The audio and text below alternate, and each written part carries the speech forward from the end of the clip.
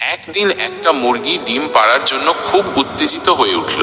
সে ভাবল, আজ আমি একটা খুব বিশেষ ডিম পারবো। হয়তো এই ডিম থেকে একটা ড্রাগন বা একটা একশিঙ্গা ঘোড়া বের হবে। দিনভর সে খুব খুশি ছিল। সন্ধ্যা হতে না হতেই সে ডিমটা পারল। ডিমটা দেখতে অন্য সব ডিমের মতোই ছিল। মুরগি হতাশ হয়ে গেল। এরপর সে ডিমটাকে একটি উষ্ণ জায়গায় রেখে দিল। কয়েকদিন পর ডিমটি ফুটে গেল। ভেতর থেকে একটা ছোট্ট মুরগির বাচ্চা বের হলো। মুরগি বাচ্চাটিকে দেখে মুরগি হাসতে হাসতে লুটিয়ে পড়ল। সে বলল, আমি তো ভেবেছিলাম ডিম থেকে কোনো জাদুকরি জীব বের হবে, কিন্তু তুমি তো একটা সাধারণ মুরগির বাচ্চা। মুরগির বাচ্চাটা মায়ের দিকে তাকিয়ে বলল, আমি তোমার মতোই একটা সাধারণ মুরগির বাচ্চা, কিন্তু আমিও অনেক কিছু করতে পারি। আমি তোমার সাথে খেলতে পারি, তোমার সাথে ঘুরতে পারি। মুরগি বাচ্চার কথা শুনে মুরগি বুঝতে পারলো যে সবকিছুই জাদুকরি হতে হয় না, সাধারণ জীবনও অনেক মজাদার হতে পারে। এই গল্পটি মজাদার কারণ মুরগির স্বপ্ন এবং বাস্তবের মধ্যে তফাৎ দেখানো হয়েছে। মুরগির বাচ্চার সাধারণতা